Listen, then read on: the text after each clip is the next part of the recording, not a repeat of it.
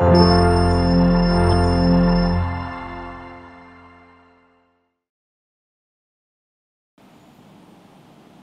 hamdalillah nahmaduhu wa nasta'inuhu wa nastaghfiruh wa na'udzu billahi min shururi anfusina wa min sayyiati a'malina man yahdihillahu fala mudilla lahu wa may yudlil fala hadiya lahu asyhadu an la ilaha illallah wa asyhadu anna Muhammadan abduhu wa rasuluhu la nabiyya ba'd. Allahumma salli ala Muhammad wa ala ali Muhammad. Qala Allah ta'ala fil Qur'anil Karim, a'udzu billahi minasy syaithanir rajim. Ya ayyuhalladzina amanu taqullaha haqqa tuqatih wa la tamutunna illa wa antum muslimun. وقال أيضا إذا أوى الفتنة إلى الكهف فقالوا ربنا آتنا من لدنك رحمة وهيئ لنا من أمرنا رشدا. قال رسول الله صلى الله عليه وسلم من كان يومه خيرا من أمسه فهو رابح أو كما قال.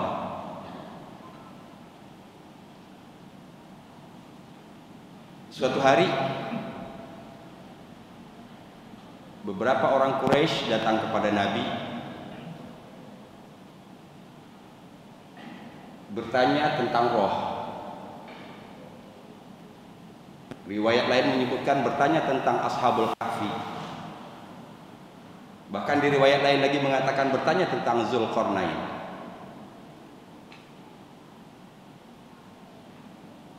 Ketika ditanya, Rasul hanya menjawab bahwa datang lagi besok, insya Allah besok saya jawab. Sepintas tidak dilakukan oleh Rasul Shallallahu Alaihi Wasallam. Rasul yang ucapannya tidak lain adalah wahyu, tidak mau ngarang jawaban.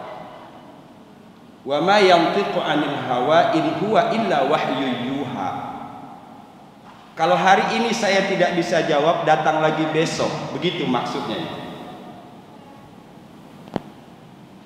Namun dalam pandangan Allah Subhanahu wa taala, apa yang dilakukan oleh Rasul ini keliru. Dalam ayat ke-23 surat Kahfi, Allah Subhanahu wa taala mengatakan bahwa wala taqulanna li syai'in inni fa'ilun dzalika ghadan. Jangan pernah kamu mengatakan bahwa aku akan melakukan ini besok. Illa ayyasha Allah. Kecuali di atas keinginan kita ada kehendak Allah, ada izin Allah Subhanahu wa taala. Keesokannya orang-orang Quraisy yang bertanya tadi kepada Rasul datang berharap mendapatkan jawaban dari materi yang ditanyakan. Namun sampai waktu yang ditentukan wahyu tidak turun berkaitan dengan pertanyaan orang Quraisy tadi. Maka turunlah ayat ke-23 surat Kahfi ini. Wala taqulanna li syai'in inni fa'ilun dzalika ghadan.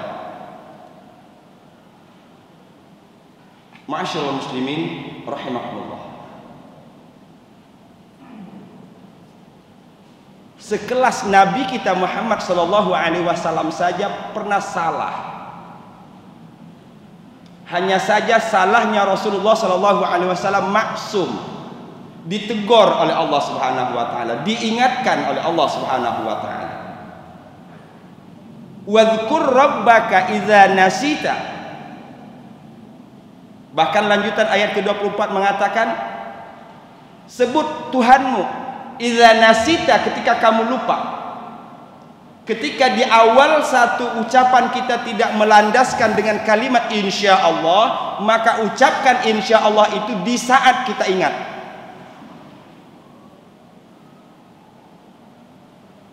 Begitu esensinya persoalan kalimat insya Allah ini di dalam kehidupan, karena ini akan bermuara dari akidah. Saya punya keinginan, saya punya kemauan, saya punya kekuatan. Apakah keinginan kekuatan saya bisa mewujudkan? No.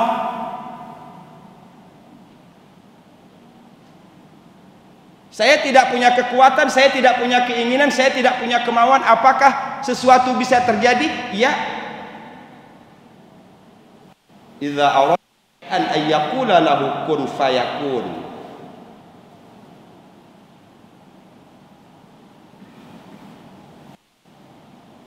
Wa qul asa, dan katakan olehmu ya Muhammad dengan mengucapkan kalimat insya Allah itu, asa ayyahdiyani rabbi.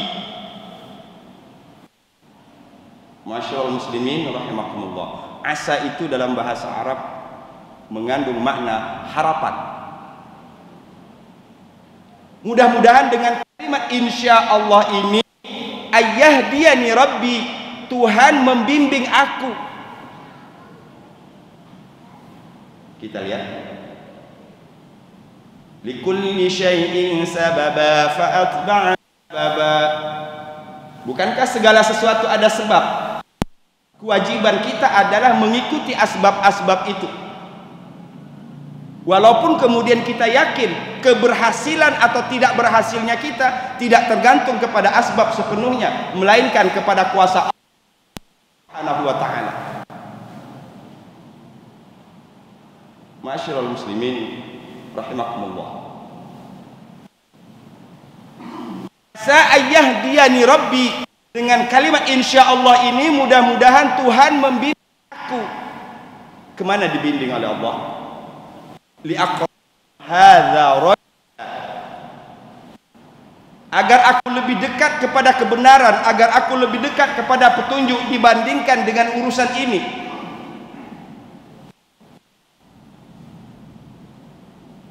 Adalah kodrat orang yang bodoh bertanya kepada yang tahu. Adalah orang yang tidak tahu bertanya kepada yang tahu. Adalah kodrat yang tidak punya kekuatan meminta kekuatan kepada Zat yang Maha Kuat.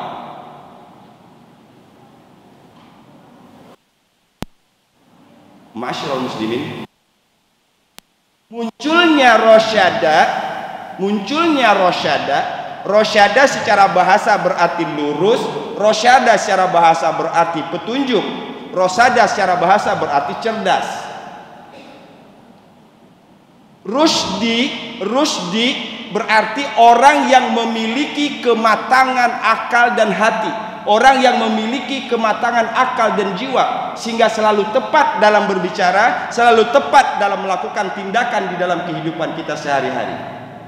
Salah satu di antara untuk mendapatkan rosyada itu, jangan lupa mengucapkan insya Allah ketika menghendaki sesuatu terjadi pada masa yang akan datang. Begitu pentingnya kalimat insya Allah, Nabi Muhammad SAW diingatkan oleh Allah Subhanahu wa ta'ala. Itu pentingnya kalimat rosyada. Pemuda penghuni gua memohon kepada Allah Subhanahu wa ta'ala di ayat ke-10, idz awal fityatu ilal kahfi faqalu, ashabul kahfi berkata, Rabbana atina min ladunka rahmah, Rabb, anugerahkan kepada kami rahmat, wahayyi lana min amrina rasyada, sempurnakan urusan kami ini dengan rasyada. Masyaallah muslimin rahimakumullah. Artinya satu perbuatan yang kita lakukan berdasarkan logika manusia semata, berdasarkan pertimbangan untung rugi semata, berdasarkan pertimbangan manfaat dan mudarat semata, tanpa dalam bimbingan Allah Subhanahu wa ta'ala, belum disebut rasyada. Kalau rosyada artinya cerdas, kalau rosyada artinya lurus, kalau rosyada artinya petunjuk, semua perbuatan yang kita lakukan tidak cerdas dalam pandangan Allah Subhanahu wa taala. Semua perbuatan yang kita lakukan tidak lurus dalam pandangan Allah. Semua perbuatan yang kita lakukan tidak berada dalam bingkai petunjuk menurut Allah Subhanahu wa taala.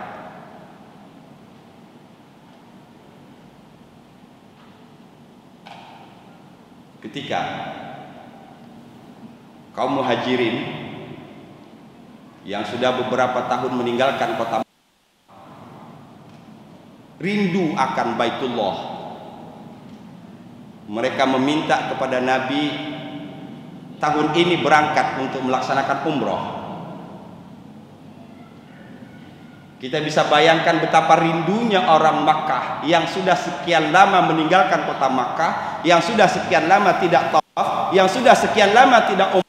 Mereka sekarang di Madinah, mereka kangen kota Makkah, mereka kangen Baitullah, adalah sesuatu yang logis.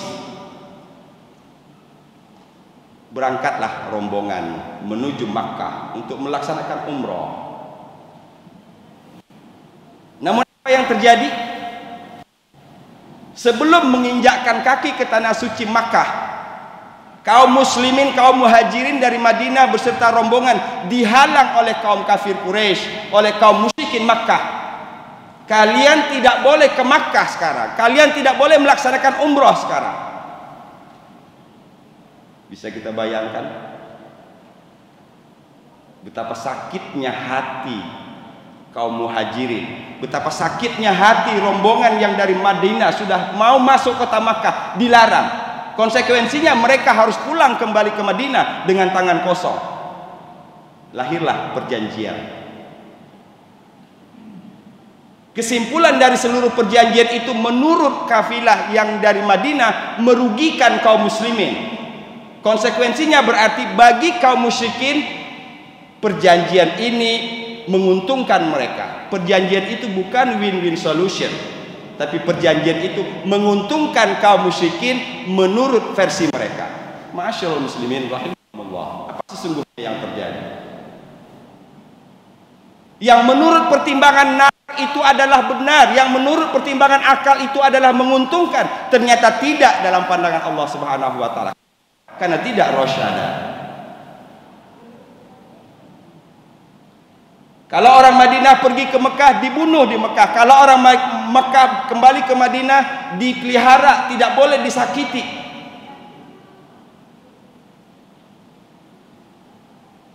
Masyaallah muslimin rahimakumullah. Bahkan saking pentingnya rosyada ini, saking pentingnya menjadi orang yang cerdas, menjadi orang yang lurus, menjadi orang yang mendapat petunjuk dari Allah Subhanahu wa taala, Nabi Musa alaihi salam bahkan mohon izin kepada Nabi Khidir. Hal attabi'uka ala an tu'allimani mimma 'ullimta rusyda? Khidir, apakah kau izinkan aku untuk menyertai perjalananmu kemanapun kamu pergi, dengan kebersamaan dalam perjalanan itu lipta rusda, aku diajarkan rusda, petunjuk, aku diajarkan sikap tepat, aku diajarkan agar senantiasa berada di jalan Allah Subhanahu wa taala. Kalau saja Nabi Muhammad ditegur oleh Allah, Ashabul Kahfi memohon kepada Allah agar disempurnakan urusannya dengan rosyada. Kalau saja Nabi Musa sampai harus menghilangkan waktunya untuk bersama Nabi Khidir dengan berharap rosyada, bagaimana dengan kita? Maka adalah wajar kalau hari ini segala keputusan, segala kebijakan, segala ketetapan bahkan yang menyangkut umat Islam jauh dari rosyada.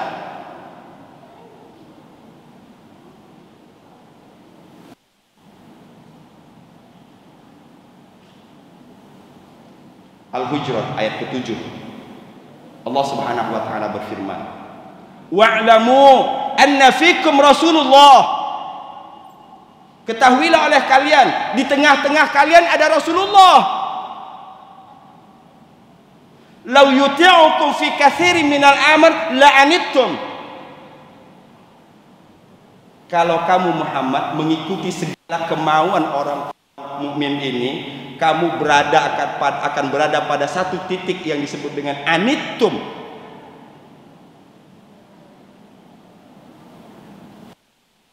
Dalam kesulitan yang umat. Walakin Allah habbaba ilaikumul iman. Itu dia kata kuncinya. Akan tetapi Allah jadikan kaum mukminin, kaum muslimin di saat itu habbaba ilaikumul iman, menjadikan kalian sangat cinta kepada keimanan, wa zayyanahu fi qulubikum, dan menjadikan iman itu hiasan di dalam hati kalian.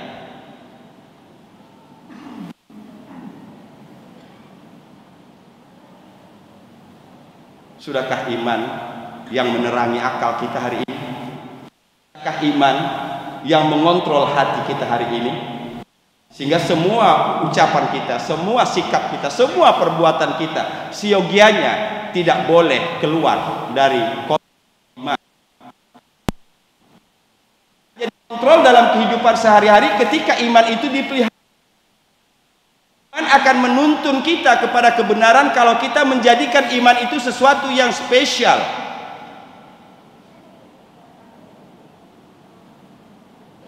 Tidak hanya itu. Wa karraha ilaikumul kufra wal fusuqa wal isyan. Di sisi lain, setelah Allah tanamkan kecintaan kepada keimanan, Allah jadikan iman itu sebagai hiasan hati. Wa karraha ilaikumul kufra,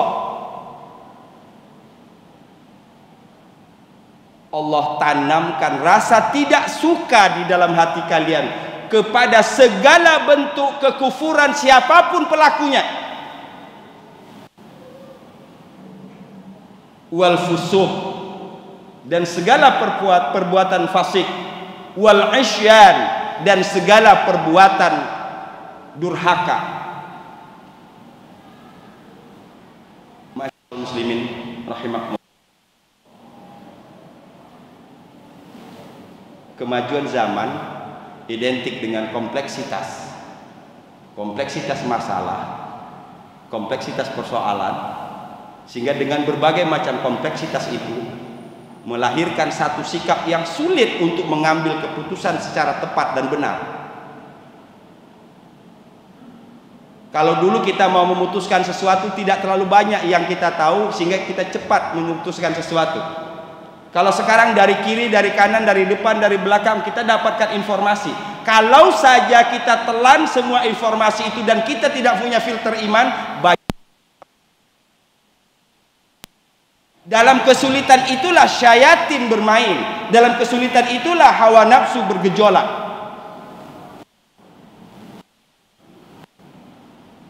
Mudah-mudahan Allah bimbing kita supaya senantiasa berada di jalan yang lurus.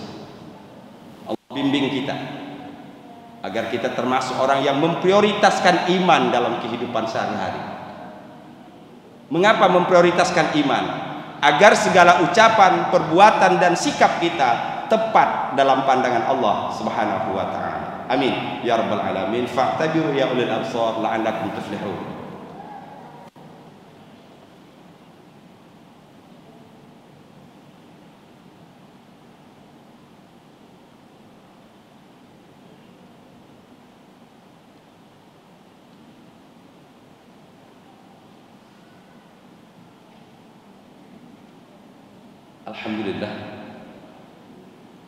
Alhamdulillahilladzi amarna bil ittihad wal inqisam bihablillahil matin. Asyhadu an la ilaha illallah wa asyhadu anna Muhammadan abduhu wa rasuluhu la nabiyya ba'd. Qala Allah ta'ala fil Qur'anil Karim, a'udzu billahi minasyaitonir rajim. Ya ayyuhalladzina amanu taqullaha haqqa tuqatih wa la tamutunna illa wa antum muslimun. Setiap muslim pasti punya komitmen. Setiap muslim pasti berharap Mudah-mudahan sampai waktunya datang kita dipindahkan atau dipaksa pindah oleh Allah dari alam yang sempit ini, alam dunia, ke alam barzakh. Kita sudah betul-betul tampil sebagai seorang muslim. Wala tamutunna illa wa antum muslimun. Jadikan ini sebagai obsesi, jadikan ini sebagai komitmen. Ketika ini menjadi obsesi dan komitmen, saya yakin insya Allah hari-hari kita akan lebih banyak kita arahkan untuk menyempurnakan diri kita. Barangkali dalam hal-hal tertentu kita belum berlaku sebagai seorang muslim. Barangkali dalam hal tertentu kita masih belum berada di jalan yang lurus. Ketika semuanya sudah berada di jalan lurus, maka tidak ada yang mengkhawatirkan, tidak ada yang menakutkan ketika ajal itu datang. Idza jaa ajaluhum la yastakhiruna sa'atan wa la yastaqdimun.